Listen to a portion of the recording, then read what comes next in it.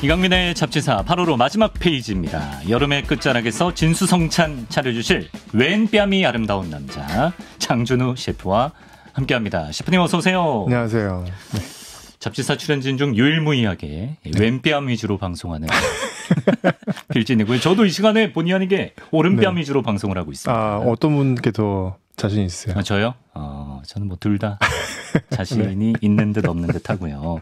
뭐 내막을 모르시는 분이 계실 수 있는데 이제 장준 셰프의 또 장모님께서 우리 장서방은 왼뺨이 예쁜데 오른쪽이 나와서 좀 속상하다라고 하셔서 저희가 아주 파격 결정 구도를 이렇게 한번 잡고 있습니다. 감사합니다. 배려 감사합니다. 장모님께 영상 편지. 감사합니다. 네. 감사합니다. 땡큐. 예. 네. 잡다한 미식사전 오늘의 주제는 세계인의 입맛과 영혼을 흔드는 소울푸드가 되겠습니다.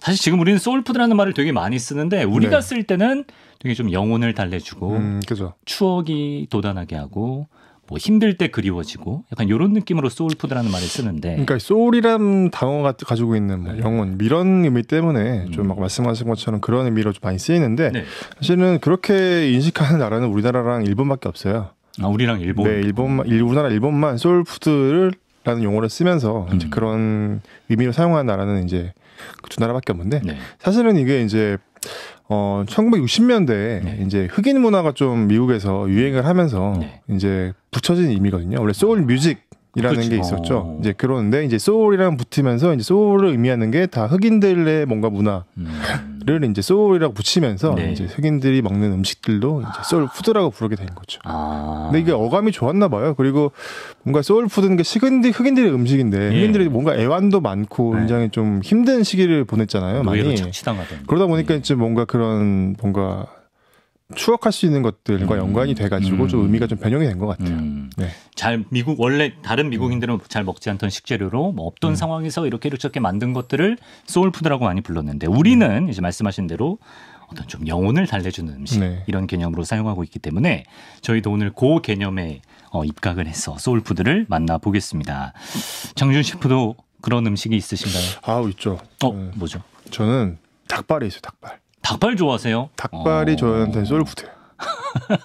이게 사연이 있는데 이렇게 아련하게 말씀하셔? 사연이 있는데 어머니가 이제 닭발을 이제 만드셔가지고 원래 가게에서 쓰시는 이제 판매하는 안주 사실은 안주를 이제 만드셨는데 저희 이제 많이 만들고 남으니까 저희 이제 도시락 세대거든요. 도시락 반찬에 닭발이 이제 항상 들어와 있었거든요. 유니크하다. 그래서 이제 친구들은 이제 닭발 처음 보니까 전부 다 그래서 신기하게 보고 있는데 저는 너무 맛있게 좋아하거든요. 그래서 약간 저한테는 소울푸드죠. 이거 진짜 소울푸드인데요. 저는 뭐 많이 여러 번 언급했지만 제육볶음이 아닐까 싶어요. 제육볶음도 또 그 소울이 있죠. 빼놓을 수 없죠. 중년 남성, 청년 중년 남성은 제육볶음을 다 사랑합니다. 근데 이제 밖에는 우리 에디터들이요 만장일치로 이 음식을 소울푸드로 꼽았습니다. 뭐 에디터들뿐만 아니라 사실 한국인의 소울푸드 원탑이 아닐까 싶은데 바로 국밥입니다. 국밥이죠. 좋아하시죠? 저도 국밥 매니아예요. 저도. 국밥을 누가 안 좋아하겠어요? 국밥은 정말 소울푸드죠. 콩나물국밥, 뭐 순대국밥, 돼지국밥 지역에 따라서 재료에 따라서 국밥 종류가 참 많은데 특히 어떤 국밥 선호하시는지? 저는 사실 고향이 부산이거든요. 그래서 우리가 돼지국밥을 좋아할 거라고 생각하지만 저는 오로지 순대국밥. 순대국밥. 한국인이 좋아하는 국밥 순위 탑 9이라는 순위표가 이제 만들어진 적이 있대요. 근데 이제 장준 셰프의 순대국밥은 2위였고 뼈해장국이 1위네요. 뼈해장국이 1위. 네, 그렇고요. 3위가 돼지국밥. 그리고 이제 4위가 갈비탕, 콩나물국밥 이런 순입니다.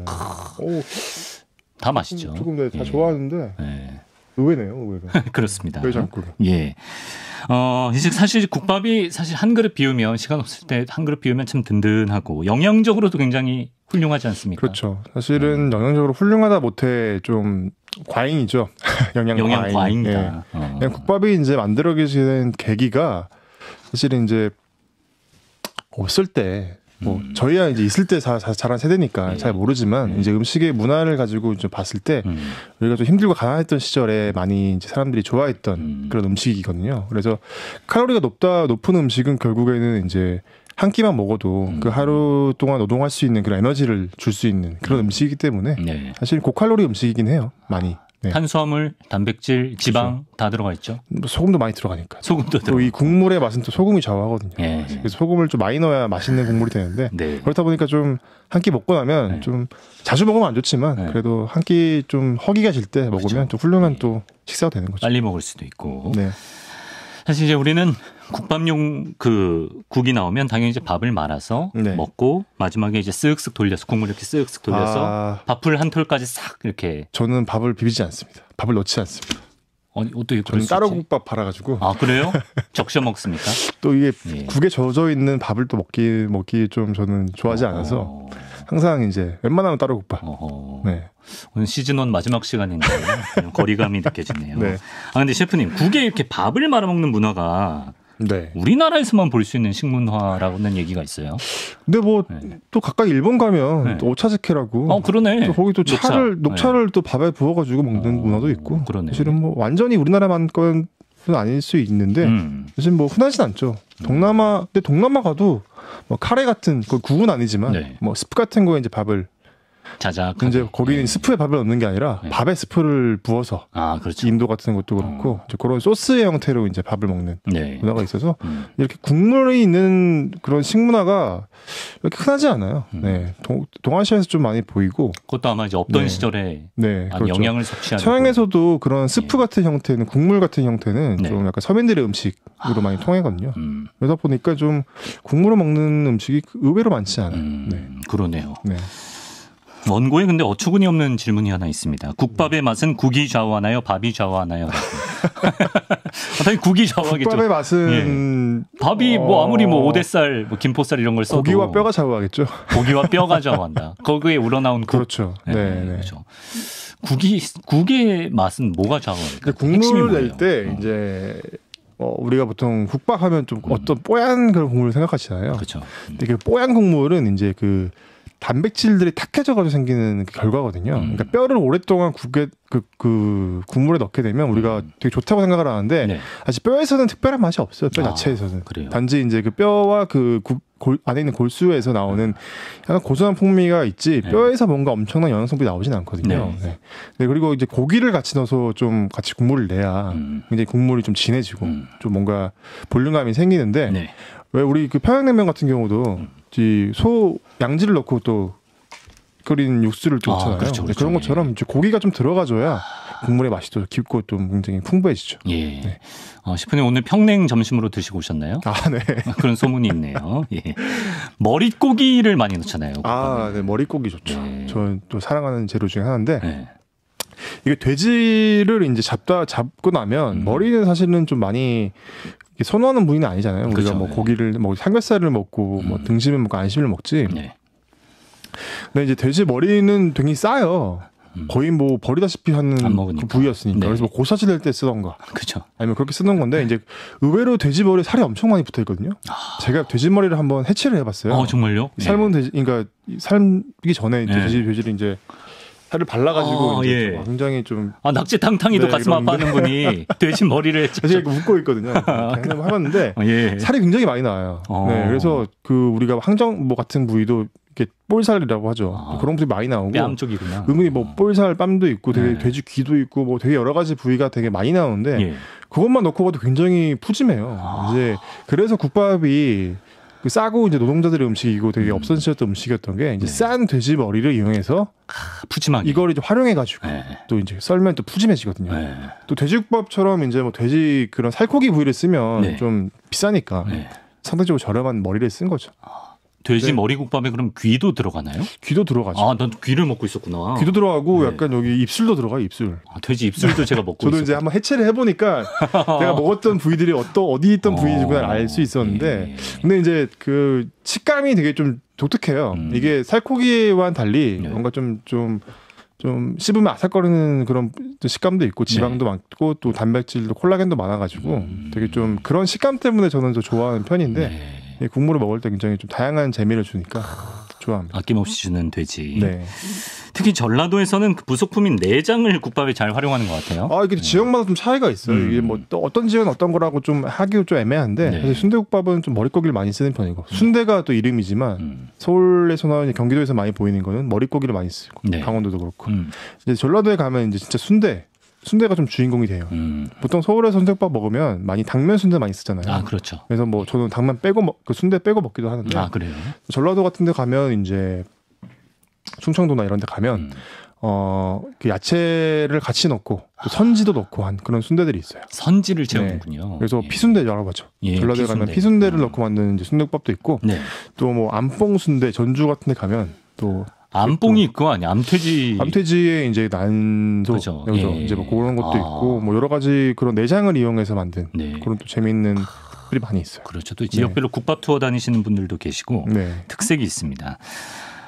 의외의 사실이 하나 있는데요. 사실 이제 사극 드라마 보면 네. 주막에 가서 일단 국밥 나무 수저로 막 퍼먹고 이런 네, 장면이 네, 네. 워낙 많아서 국밥을 굉장히 전통 있는 서민 음식이다 이렇게 생각하는 경향이 있는데 네. 실제로 국밥이 대중화된 게 현대 들어서라면서요? 그 사극에 나오는 국밥들은 네. 근데 뭐 이것도 확장마다 좀 변화가 다르긴 한데 네. 사극에 나온 국밥들은 보통 이제 이렇게 뭐 우리나라에 있는 그런 식당들처럼 네. 사람들이 막 바글바글거리면서 막 많이 먹는 그런 게 아니었고 네. 정말 뭐 이렇게 고기 먹고 남은 부산물로 이용해서 이제 겨우 조금씩 먹던 뭐 그런 음식이었는데 이제 우리나라에서도 국밥이 굉장히 좀 대중적인 음식이 된 거는 네. 이제 1960년대라고 봐요. 60년대 네, 들어서. 그때 이제 축산업이 좀 많이 발달을 많이 했거든요. 네. 왜냐하면 그때 축산업을 많이 해가지고 네. 돼지고기를 일본에 수출하고 많이 네. 그러면서 이제 돼지고기 많이 키웠는데 그렇다 보니까 이제 부산물도 많이 나오니까 이제 삼겹살 같은 것도 이제 그때 나온 문화였다고 해요. 예. 그때 삼겹살은 수출을 하기에는 좀 좋아하지 않는 비선호 다른 데서 잘 부위라서 안 먹는다는 비선호 부위라서 예. 남은 삼겹살들을 많이 뭐 먹었다는 거 그런 의견도 있고 네. 근데 그때 이제 또 돼지 관련된 게 많이 나오다 보니까 국밥집도 되게 많이 생기게 된 거죠. 네. 이제 남는 부속품이 많이 생기면서 그렇죠. 국밥 세계의 새로운 지평을 열었다. 네네. 라는 그래서 뭐 겁니다. 유명한 프랜차이즈 국밥집들 보면 뭐 1960년대부터 시작됐던 것도 그때쯤에. 있고, 네, 뭐 있는데 뭐 그렇죠. 네, 그렇군요. 아우 침 고이네요. 네. 오늘. 예. 세계인의 소울푸드 장준우 셰프와 만나보고 있는데요. 이번에는 옆 나라 일본으로 한번 가보겠습니다. 네. 일본의 대표 음식 라멘에 대해서 얘기를 해볼 텐데, 네. 근데 이 라멘이 일본의 전통 음식이 추구하는 맛과는 거리가 좀 있는 음식이다. 이거 무슨 얘기인가요? 근데 보통 일본 음식 하면 좀 어떤 이미지세요? 좀 슴슴하고 좀 정갈하고 뭐 예. 이런 느낌이잖아요. 예. 근데 라면을 일본 음식 드셔보셨어요? 먹어봤죠. 어떤 느낌이셨어요? 되게 간이 세요. 그죠? 예, 짜요. 엄청 폭발적인 뭐 너무 한국 사람들이 먹어도 짜고 막 강렬하니까 예, 예. 이게 일본 우리가 생각하는 일본 음식과는 굉장히 결이 다른 음식이다. 그러네. 예. 라고 생각했는데 네. 사실 이제 일본에서 라멘은 일본 음식은 아니에요. 원래는. 라멘이 일본 음식이 아닙니까? 네, 이거 일본 음식처럼 됐지만 네. 그 시작은 사실은 일본이 아니라 네. 일본 차이나타운에서 이제 만들었던 중국식 면이 이제 라면이 되는 거죠. 네. 그래요? 사실 이게 좀 굉장히 역사가 뭐 길면 길고 짧다고 할 수 있는데 네. 그 메이지 뭐 유신 때 메이지 시대 때 네. 요코하마나 이런 데서 이제 중국인들이 있는 차이나타운이 있었어요. 네. 그런 데서 이제 약간 처음에는 그런 뭐 남경이 이제 옛날 그 난징 말씀하신 난징 소바 뭐 남경 소바라고 하는데 이제 중국 사람들에게 먹던 원래 중국에도 그런 닭고기 스프로 만드는 그런 면 요리가 있잖아요. 이제 네. 그거를 이제 남경 소바라고 해가지고 그런 뭐 시장에서 팔았는데 차이나타운 시장에서 팔았는데 네. 이제 이거가 조금 뭐 일본인들 사이에서 맛있는 음식으로 유행을 하다 보니까 네. 이게 점점 알려지면서 라면의 전신이 됐다라고 하는 설이 있어요. 네. 거기 이제 쇼유, 네. 간장을 넣어서 일본 색채가 확 두드러졌다고. 그러니까 이게 한 1910년대쯤에 네. 이제 그 남경소바가 유행하다 보니까 네. 이제 도쿄에서 네. 이게 또 일본은 좋은 게 자료들이 남아 있거든요. 자료가 남아있다고? 식당들 이름이나 이런 게 자료가 남아 있어서 네. 명확한 이름들이 있어요. 이제 네. 아사쿠사에 뭐 라이라이켄이라는 또 이 약간 이름만 들어보면 약간 중국집 같은 느낌. 라이라이켄. 네. 그리고 중국 음식 파는 곳이었는데 이게 남경소바를 원래 닭고기 국물 이렇게 맑게 이렇게 했던 음식인데 또 일본 사람들이 간장 베이스의 이제 국물을 좋아하니까 거기에 이제 간장을 넣고 했던 게 이제 라면이었고 또 돼지고기를 삶아가지고 네. 또 차슈라고 하죠 보통 그거를 간장에 졸여가지고 또 간간하게 해가지고 또 그거 올려가지고 이제 한 그릇 푸짐하게. 또 거기에 또 일본들이 좋아하는 김 넣고 네. 뭐 여러 가지 뭐 그치. 어묵 같은 거 넣고 네. 하긴 하면서 지금과 같은 이제 라면이 탄생하게 됐다라고 하는 거죠. 그렇군요. 네. 그리고 이제 당시 계속된 불황에 시달리던 일본에서 네. 이제 적은 자본으로 창업하기 좋은 아이템이 바로 라멘집이었다고 하는데요. 네. 마치 우리나라 치킨집 느낌이네요. 지금 그 일본에 그때 뭐 이렇게 경제 불황을 겪으면서 8, 90년대 이제 명예퇴직을 많이 샐러리맨들이 많이 당하게 되면서 예. 이제 먹고 살기 위한 이제 저거 우리나라 맨날 치킨집 많이 넣는 것처럼 이제 소자본으로 되게 할 수 있는 것 중에 하나거든요. 라면집이. 그래서 본인이 이제 면 삶고 국물을 낸 다음에 근데 부어서만 내면 되니까 그렇죠. 예. 뭐 엄청 요리를 막 계속 할 필요도 없고 네. 면을 삶고 계속 국물을 내기만 하면 돼서 좀 간편한 소자본 창업 아이템이어가지고 일본에 좀 많이 유행을 하게 됐고 네. 그러면서 또 많이 좀 발전을 하게 된 거죠. 또 어떤 집들은 또 극강의 맛을 또 추구하기도 하고 또 새로운 메뉴를 개발하기도 하고 그래서 처음에는 원래는 간장 소스로만 이렇게 좀 했던 것이 뭐 미소도 들어가고 뭐 어떤 뭐 생선 육수도 들어가고 가스오부시도 넣고 해가지고 예. 그러면서 또 뭐 이제 생선 육수와 이제 해산물 육수와 고기 육수를 섞은 뭐 W 육수라고 해요. 뭐 그런 것들이 섞여 있는 그런 재미있는 것들이 많이 나와요. 네. 그래서 지금 또 요즘에는 가보면 또 요즘은 아니지만 또 찍어 먹는 또 라멘. 찍어 먹는 찌케맨이라고 하죠. 찌케맨. 네, 예. 굉장히 강하고 짭조름한 소스에 면을 찍어서 먹는 뭐 그런 것도 라멘의 일종으로 또 나오기도 하고. 그렇죠. 네. 그러면서 되게 그런 라멘의 문화가 일본은 또 다양하게 있어가지고 우리나라 국밥 뭐 탐험대처럼 라멘 탐험대가 있어요. 또 라멘집 전국의 라멘집들만 다니면서 리뷰를 하고 또 뭐 그런 것들도 있고 또 사람들이 그걸 보고 또 찾아가서 먹고 또 뭐 이런 게 있어서 일종의 하나의 재미있는 식문화가 된 거죠. 일본에 그 이런저런 조합을 해서 자신만의 라멘을 개발한 라멘집만 10만 개가 넘는다고 할 정도로 그 다양한 변주, 조합 이런 게 가능한 음식입니다.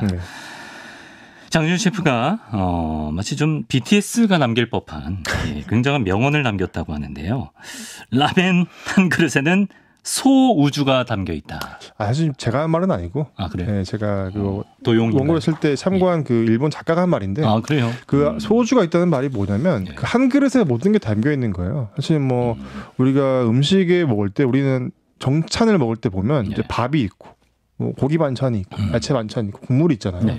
이거를 그냥 한 그릇에 다 담은 거예요. 탄수화물과 지방, 단백질, 뭐 나트륨 뭐 다 한 그릇에 있고 영양적으로도 굉장히 뭐 고칼로리긴 하지만 그래도 굉장히 한 그릇을 먹으면 뭐 모든 뭐 영양소가 다 보충이 되고 또 힘이 나는 그런 음식이니까 일종의 뭐 서양은 사실은 좀 나눠져 있거든요. 그런 음식들이.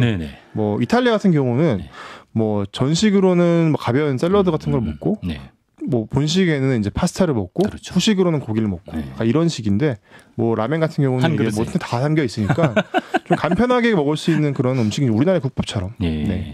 약간 미각적으로 좀 가벼운 일탈을 즐기고 싶거나 좀 향락을 즐기고 싶을 때 라멘만한 게 없습니다. 자, 국물 요리 하나 더 만나보겠습니다. 이번엔 이탈리아로 가볼 텐데요. 이탈리아의 닭고기 수프인 토르텔리니 인 브로도라는 음식입니다. 이거 어떤 음식인가요? 이탈리아 음식 중에 국물 요리가 거의 없거든요. 이게 뭐 주빠라고 하는 스프가 있긴 한데 뭐 미네스트로라는 야채 스프도 있고 근데 이제 그 몇 개 안 되는 것 중에 하나가 이제 토르텔리니 브로도예요. 근데 보면 만두국이에요, 만두국. 저게 만두인가요?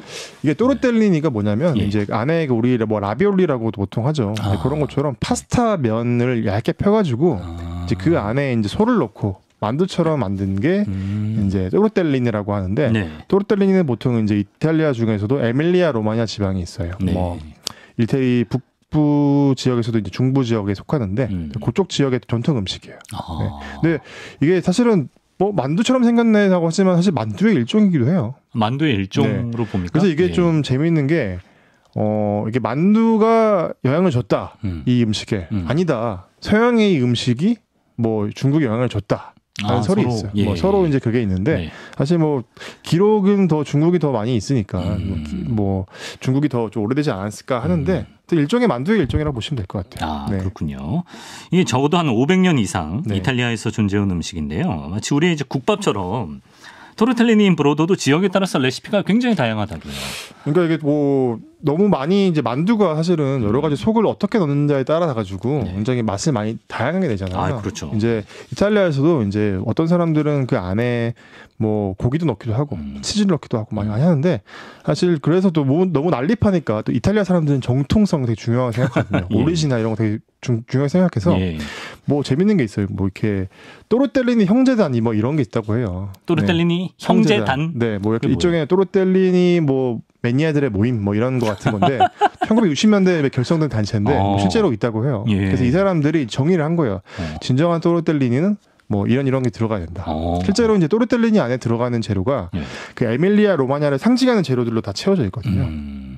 보면 이제 에밀리아 로마냐가 대표적인 게 그 파르마 지역에서 나오는 프로슈토라는 게 있어요. 아, 이게 예. 뭐냐면 일종의 그 햄 같은 건데 네. 우리 하몽 보통 많이 아시죠? 아, 예. 하몽은 이제 스페인에서 돼지 뒷다리로 만든 소금을 절여 만든 게 하몽이고 네. 프로슈토는 이탈리아에서 만든 그걸 햄을 보고 이제 프로슈토라고 하는데 네. 그 중에 프로슈토가 파르마가 굉장히 유명해요. 이제 그 프로슈토를 다져서 만든 거하고 또 우리가 보통 파마산 치즈라고 보통 하죠. 네. 그 파마산이 사실은 파르미지아노 레지아노라는 네, 그 파르마산 치즈를 이제 파르미지아노 레지아노라고 하는데 네. 이제 그 치즈도 들어가고 또 뭐 이런 것들이 들어가니까 그 정말 에밀리아 로마냐를 대표하는 미식 재료들이 들어간 것만 진정한 또르텔리니다라고 하는 거죠. 그리고 또 예. 모르타델라라고 하는 또 햄이 있어요. 네. 그거 뭐냐면 핑크색 햄인데 우리 큰 동그란 햄인데 안에 이제 지방이 사각형으로 박혀 있어요. 네. 그거 이제 또 모르타델라고 하는데 또 그거까지 같이 갈아가지고 만든 게 에밀리아 로마냐의 정수인 뭐 또르텔리니다라고 하는 거죠. 그 지방의 근본 음식처럼 다 이렇게 만들어버린 거네요. 사실 이게 다 맛있거든요. 네. 이게 뭐 프로슈토 자체도 너무 맛있는 음식, 뭐 파마산 치즈도 너무 맛있고, 파르미아지도 맛있고, 모르타델라도 먹어보면 너무 맛있는 재료인데 뭐 맛있는 거 다 넣어가지고 그냥 만두로 만든 거죠. 안 맛있기가 어렵죠. 안 맛있기 어렵고 만둣국 맛이고요. 네, 실제로. 그리고 또 국물을 또 육수를 또 우려요. 네. 또 육수를 넣을 때 이제 치즈도 넣어가지고 육수를 우리는데 네. 또 그 국물에 이제 만두를 먹으면 또 먹어보면 되게 만두국스러운데 또 이국적인 또 그런 맛도 나고 뭐야. 또 아이들도 좋아하고 또 어른도 되게 좋아할 수 있는 그런 맛이라서 한번 이탈리아에 가시면 꼭 한번 드셔보셔야 할 음식 중에 하나입니다. 좋습니다. 토르텔리니 인 브로도라는 메뉴 기억해 주시고요. 끝으로 이번엔 국물기 싹 빼고 멕시코인의 소울푸드 타코 맛 좀 보겠습니다. 네. 아니 뭐 우리나라에서도 이제 타코가 많이 대중화됐습니다만 그래도 소개를 좀 해주시죠. 어떤 요즘에 음식인지. 많이 유행을 하죠 타코. 타코가 이제 일종의 전병이에요, 전병. 옥수수 전병. 그렇지, 전병이네. 네, 한국식으로 표현하면 그건데 이제 그 옥수수를 갈아서 이제 반죽을 만들어요. 네. 네, 옥수수 말린 다음에 이걸 또 갈아가지고 가루를 낸 다음에 또 이거 물 넣고 반죽을 하는데 이게 사실 그 옥수수의 원산지가 페루 뭐 이런 멕시코 쪽이거든요. 네. 그래서 그쪽 지방 사람들은 이제 그게 소울푸드인 거죠, 일종의. 그 또르띠아가 옥수수가 원래는 또르띠인데 밀가루로 만든 또르띠아도 있어요.